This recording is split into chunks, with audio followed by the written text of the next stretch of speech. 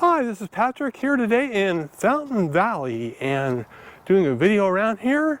And Fountain Valley is just a city that is adjacent to Huntington Beach. And I talk about money and finance and investing and stimulus, always stimulus. I want people to get helped and what's going on, and let's get right to it. If you enjoy this video, please leave me a like, please leave comments, please leave suggestions.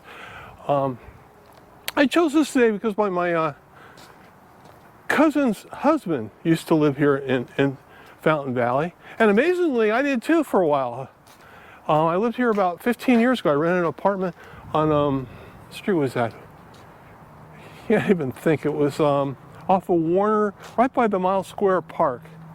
And really nice. Boy, I'm telling you, renting an apartment can be one of the hardest things in the world. I'll tell you, I had a dog, and oh my gosh, I must have driven up and down streets for 2 weeks just looking for a place that would rent to me with a dog.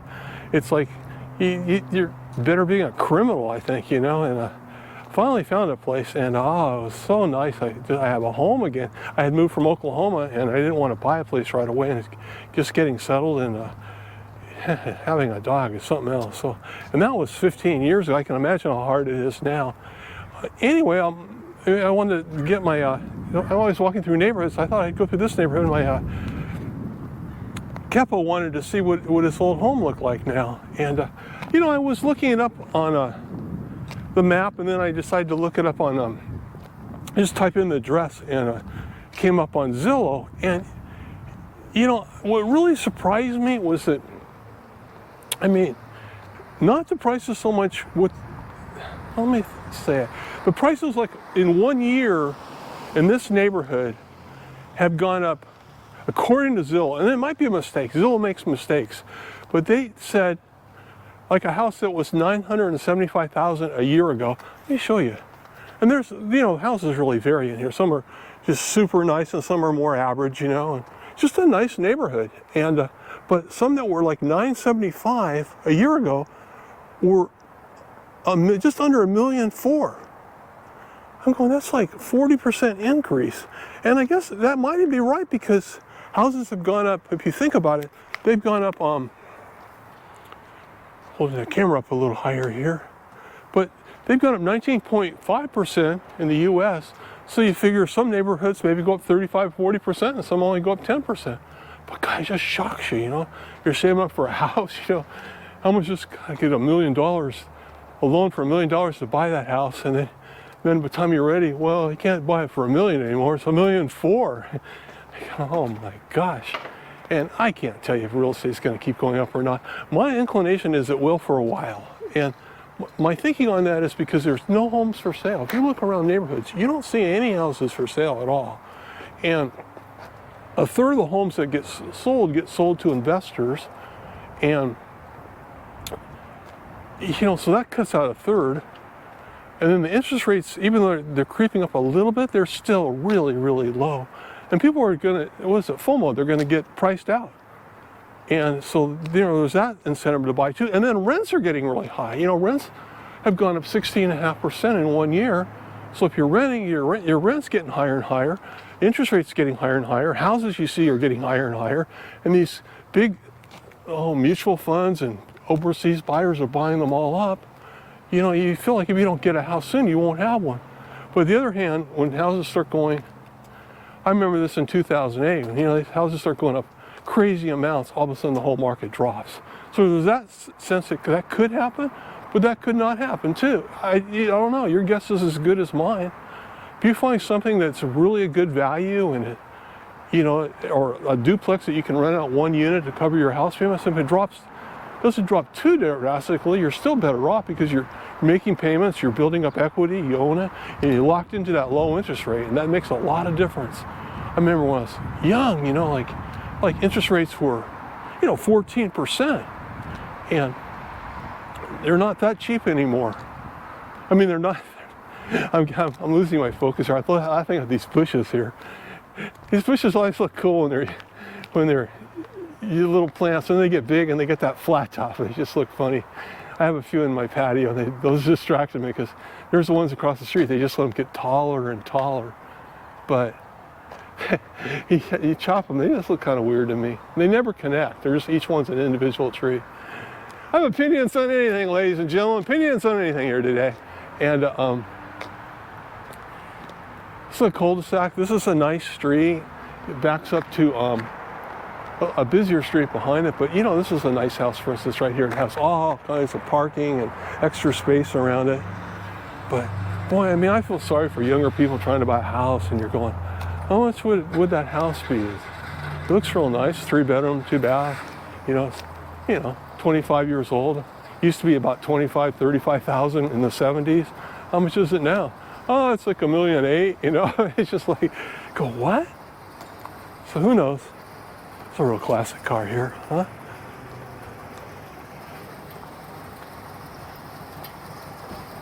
It's a cool car. Thank you. What is that? 1962 Buick Riviera. That is cool. 62 Buick Riviera. One thing I wanted to talk about today, that I don't know if everybody's going to find that interesting, but you know, there's all this medical stuff and medications that people take, but there's downsides to those too. And I think if you can just stay healthy, that's a big plus for you. Just eat really well, eat vegetables and fruit. I'm not telling you anything new, but it's really true. You know, get the sugar out of your life the best you can. You know, you got to have some treats. Everybody does, you know, but you can't live on cookies and muffins and Coca-Cola. And, you know, if you get rid of the garbage and eat healthy, you're not going to need so much of the medications. And all the medications have downsides to them. So if you can avoid those, you're going to be a lot better off in life. And I'm not a doctor. You know, I obviously can't give you medical advice. But you look at people that eat really well and they exercise every day and they take care of themselves and drink good quality water. Everything in their life just seems to go better, and they enjoy life a lot more. So those are my 2 cents on that. What I don't like is the Federal Reserve.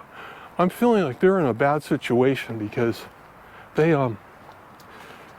if they raise the interest rates up like they say they're going to do, and they keep putting that off, but they raised it up a little bit, and they're going to raise it up, you know, they said between 3 and 5 times this year. Who knows if they'll really do that or not, but you know, that's going to stop the whole stock market. They can't raise it up, you know, especially if they start raising up bigger percentages, like, you know, like instead of 1/4, 0.5% or something. You know, and people are going to freak out, and the stock market's going to go down, and it might cause a crash, and it's going to cause problems, and people are going to stop buying things, and interest rates on your credit card's going to be higher. So that's a really bad situation. But then if they don't do anything, inflation is just running rampant. You know, they've been buying so much of the stock market with their plunge protection team every day. Every day it starts to go down and they buy it up again. But people start doing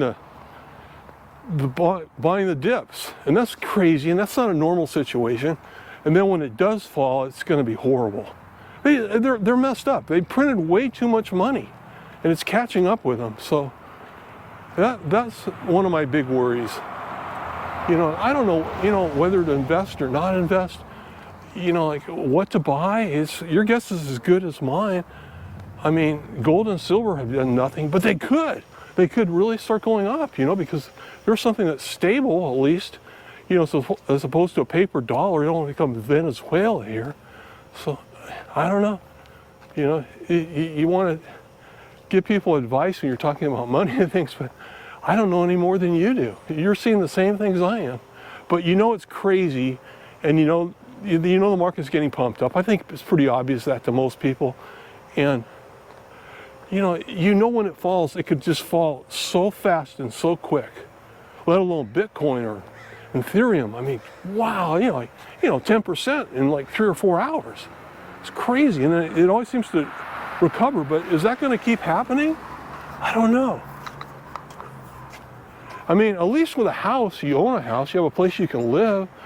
You know, if you get a fixed interest rate, you've got that locked in for life, and it can never get higher on you. As long as you can make the payments, you have a job.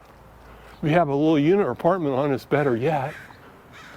It's a nice looking neighborhood right along here. It's like a little Leave It to Beaver neighborhood. The old people remember that show? So anyway, you know, a lot of life is just, they aren't big secrets. You know, we see these ads, lose weight, you know, yeah, eat well and exercise. Yeah, that kind of pretty much does it. And, you know, save some money. Don't spend all your money, because things might get really tough here. And they probably are gonna. And have water stored up. Have extra things you're gonna have to buy at the store, because it's gonna go up. Procter & Gamble announced that they're gonna raise their items from about 6% to 30% in probably early April. And so are all the other countries. I think lumber's coming down a little bit now, but that's about it.